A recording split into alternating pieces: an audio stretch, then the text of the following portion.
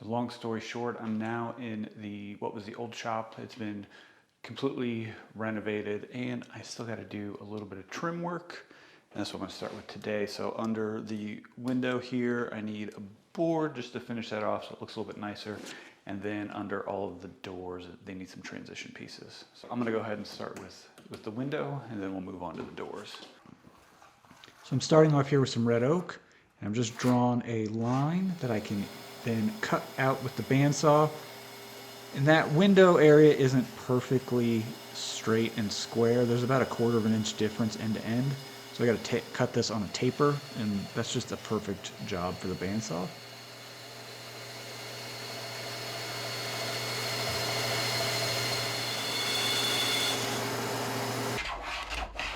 And now it's onto the jointer plane just to get that one edge nice and flat and square.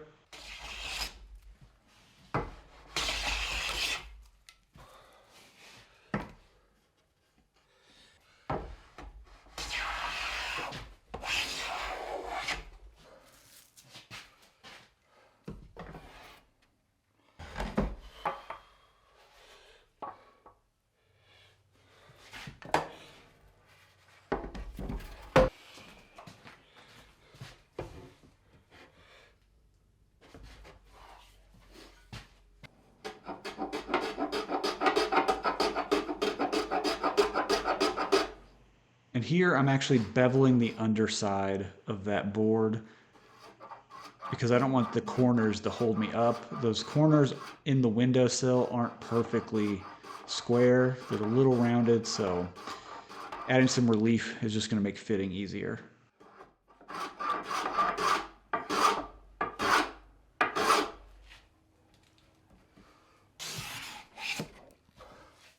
Now this is the offcut from earlier, and I am going to make sure this is flat, and then it's going to get glued to the front of that board.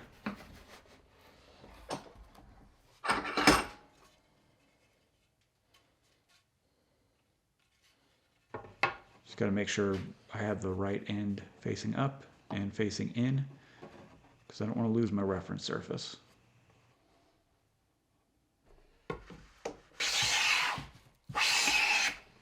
Just a touch more cleanup.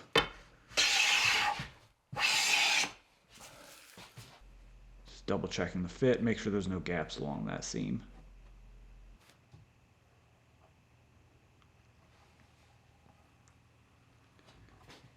Now this is some Titebond wood glue. It's the white wood glue. I tend to prefer the white wood glue over the yellow wood glue. I think the color matches a little bit better for most woods.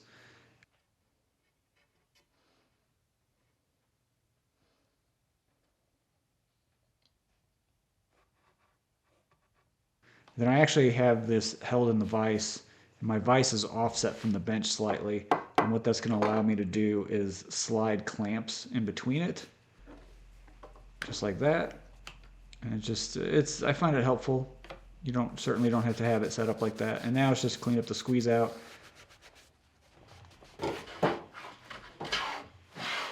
So when I glued it up, I actually let the top sit just a little proud. And I did that just so it would be easier to do the glue up. I wouldn't have to match it and make sure everything was perfect. So now I can just come in with a hand plane. And it's just a smoothing plane, and I have it set fairly coarse. And I'm just going to scrub off that extra height that I don't need. And I'm using the heel of the plane as kind of a registering against the top of the rest of the surface. I'm just going to work that front edge until it's flat with everything else.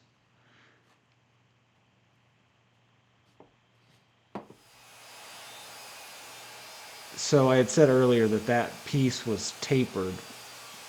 And now that it was flush with the top, I could just stick the whole thing on the table saw and trim that bottom edge parallel.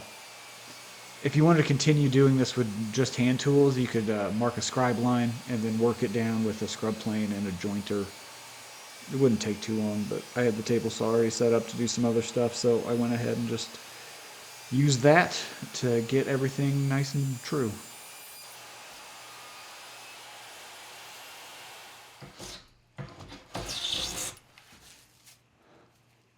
So now back with a smoothing plane just to help get all the saw marks out.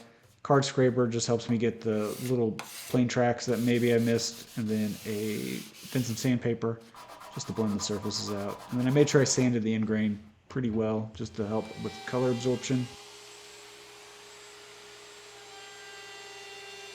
And I fired up a router to do the round over. Pretty generous round over on that. I think it was a 1/2 inch bit I had in there.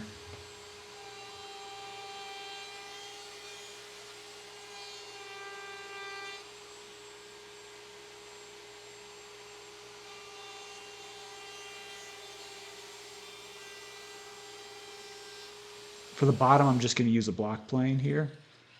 Now I didn't want an aggressive round over, so just filling that out by hand I felt was the easiest thing to do. So just took a few swipes, and then I can come back with some sandpaper and blend out all of those chamfers.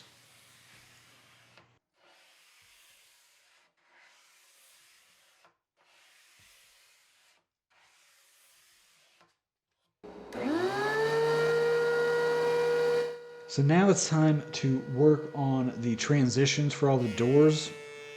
I started off with 3/4 inch lumber, and it needed to be about 5/8, so I was just running through the thicknesser.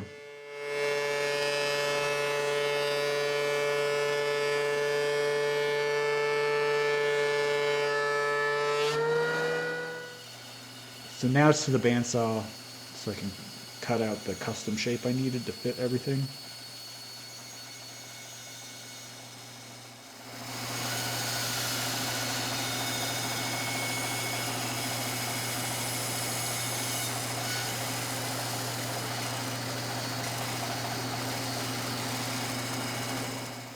And I'm using the piece that's actually going to fit there with a flush cut saw to trim the bottom of the door jambs, because they're not perfectly 5/8 of an inch gap all the way across, so it needs a little bit of fitting.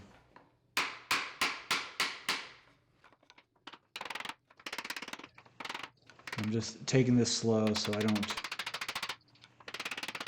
break it, and it was one of those I had to pull it in and out and trim it up a little bit here and there a few times to get everything to fit just how it needs to fit. I have a slight gap that I'm not going to be able to work out just because of how everything is, but I can fix that later with some caulking.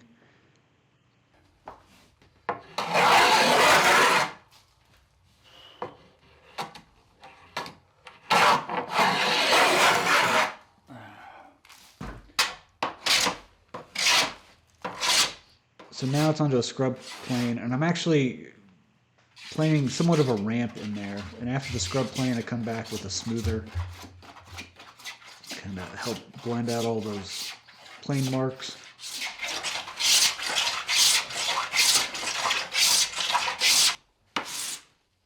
And then it's the fine cut smoother. And this is, I'm getting it prepped for finish right now.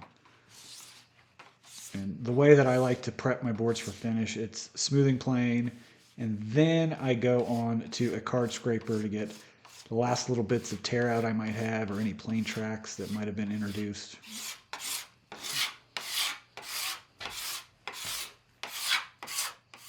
And you don't have to scrape the whole surface, but I had a little bit of tear out along that whole edge I had to take care of.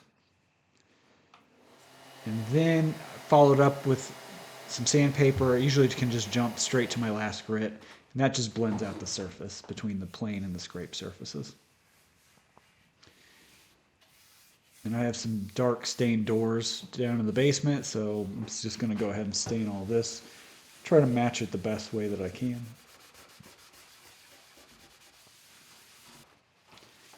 So for the coloring, it really was just some stain, put it on with a brush, got it on there, blended it out with some rags, and now I'm just making sure all of the excess stain is off all of those pieces.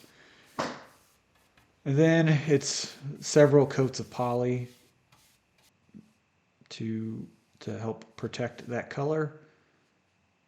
And then some 3M pads after everything is nice and dry to even out the sheens. I can go ahead and start putting it all in where it's going to live. And I actually put just a teeny bit of silicone glue down to help hold everything in place. I did a little bit on that window ledge as well. I did it mostly towards the back so that piece can still expand and contract forward. And then I let all of that dry, and then I came back later with some caulking just to kind of hide a couple of the gaps right around that window.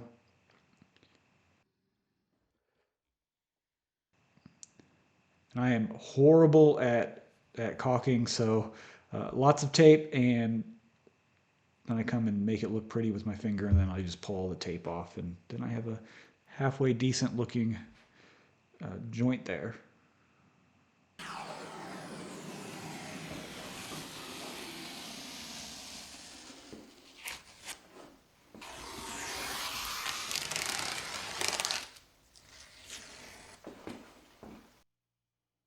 So I went ahead and caulked that joint as well.